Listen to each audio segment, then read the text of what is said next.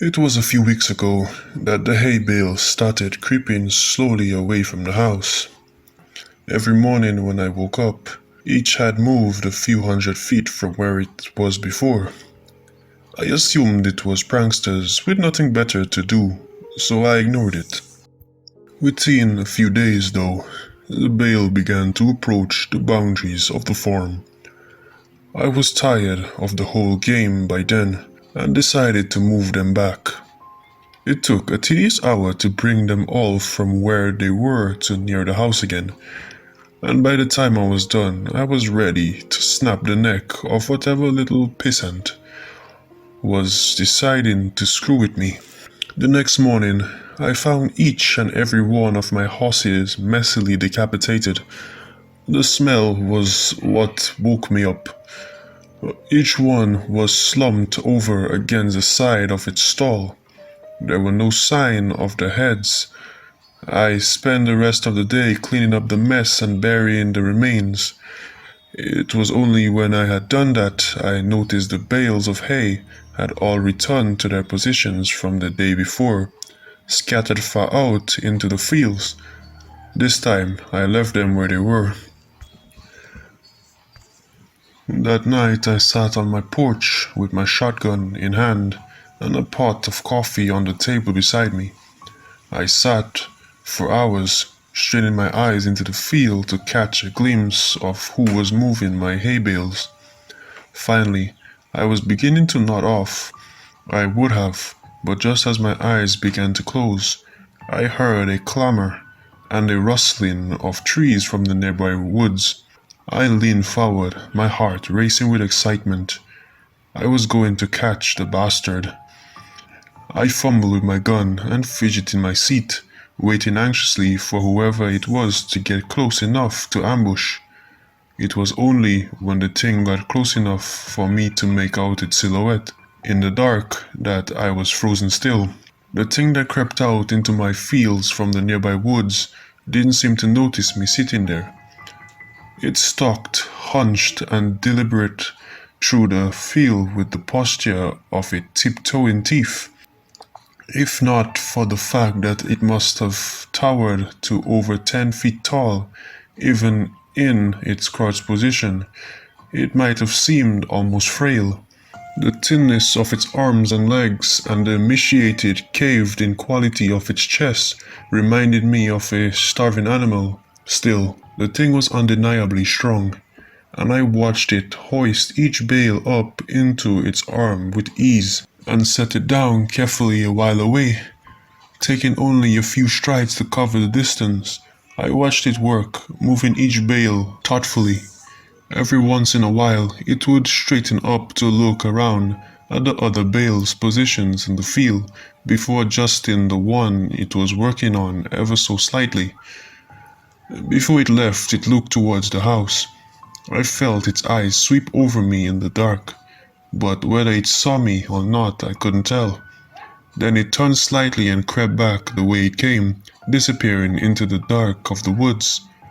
It took me an hour before I had the courage to move at all. I went inside after a while but didn't sleep that night. It was only when the sun rose that I dared step off my porch into the field. The hay bales were where it left them. Strangely, it didn't move them as far as it had in the previous days. They were approaching something invisible in the fields, and as I looked at them, I realized that they seemed to be marking some line. Indeed, as I walked around the house, I saw the distinct circles that they formed with me at the center. At first I thought the bales were just being haphazardly moved away from the house, but now I could see that they were instead being moved towards some boundary.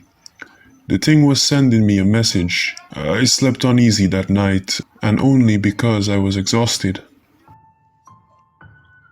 The next morning, the bales hadn't moved at all. They didn't move at all for the rest of the week, in fact. They were finally where that thing wanted them. I made myself sick trying to interpret them.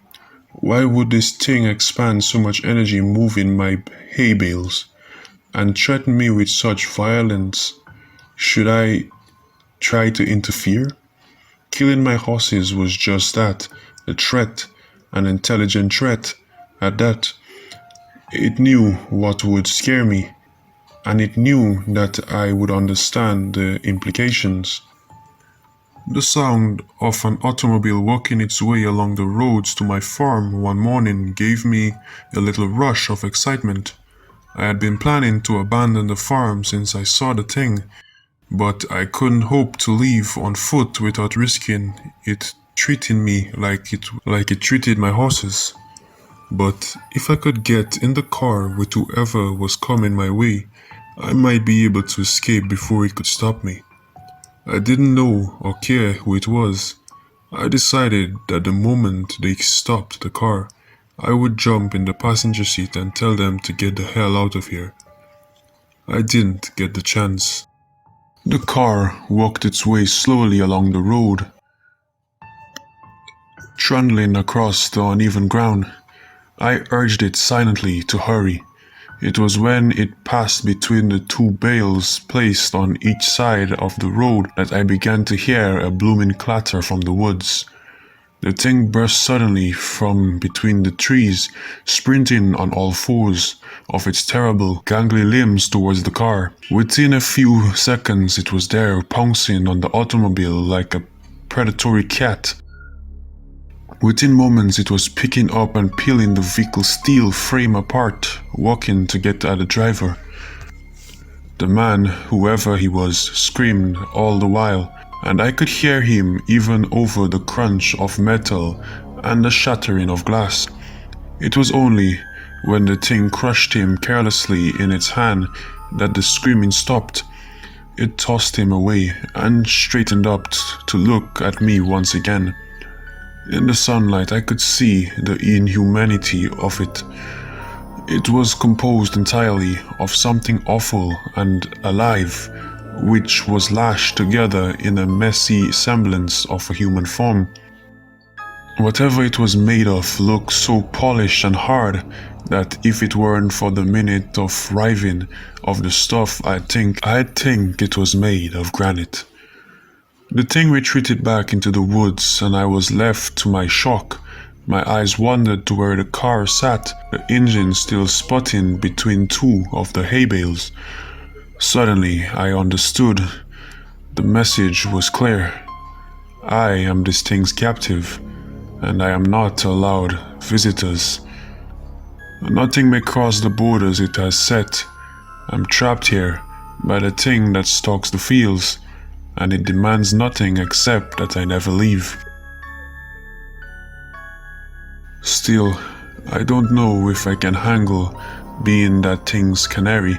I had been thinking hard for the last few days, since I saw it crush that man's chest and silence him before he could finish his scream. If I crossed the hay bale border, it'd probably do the same.